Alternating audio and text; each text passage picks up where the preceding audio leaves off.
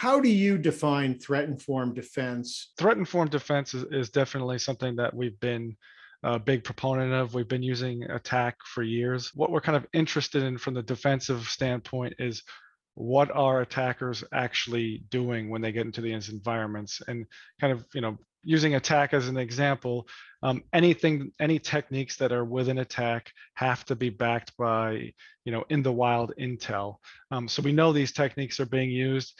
It kind of allows us to prioritize those techniques over maybe some novel technique that really isn't being used out there. It's also having this common language or common framework that is just, not specific to Citi, not specific to the financial industry, but to security in general, where we could all speak the same language when we're talking about adversaries, about attacker techniques, which allows us to look at our tooling and kind of identify, what we need to stop, what we need to defend against. Across the history of the center, you folks have been involved in a range of different kinds of projects, from adversary emulation projects to projects that evolve the core attack knowledge base, and like our attack for cloud and attack for containers projects. How is participating in the project and helping drive and shape that work been of significance to Citi? Cloud in general, it's a fairly new area in security. Really two things in cloud, right? First of all, it's the talent pool. There's not a lot of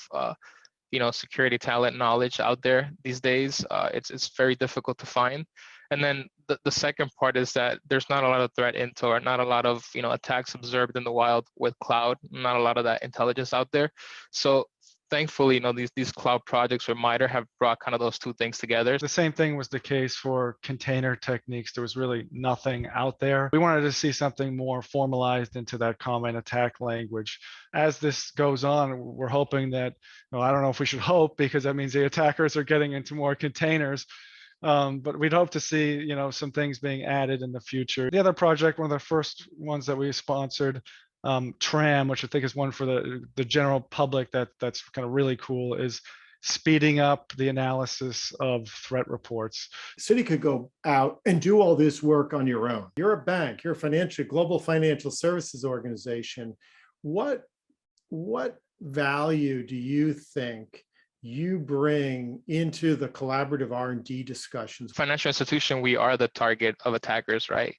We're one of the main targets of attackers. Same thing with healthcare. So we see the real attacks, the APTs, et cetera, happening in our organization.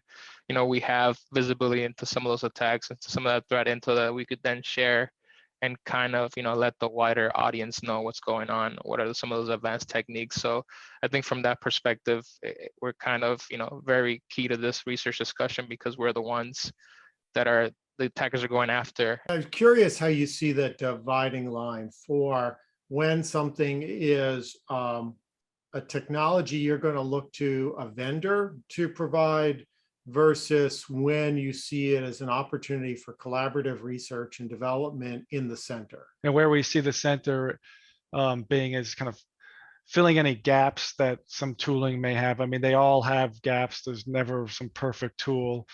I would say typically when we get a tool, we say we need to see all these extra features if we're going to end up, going with that particular tool. So, it's a way for us to kind of say, all right, if the vendor's not going to look at this particular problem area and we still see it as a problem area, we can kind of bring it back to the center and say, is anybody else seeing these problems? What is it about cloud that makes it so critical at this point? It's really a big complex problem where, if you don't do the proper, if you don't put in the proper guardrails, if you don't do the proper threat modeling, et cetera, from the beginning, you're going to run into a lot of issues. So I kind of see it that way, as like being this big complex environment akin to Active Directory that we have to, secure from the beginning. Projects like the ones that we've been part of in MITRE have helped to do that, right? To kind of start building that common framework, common language, to understand attacks in cloud and how we secure them,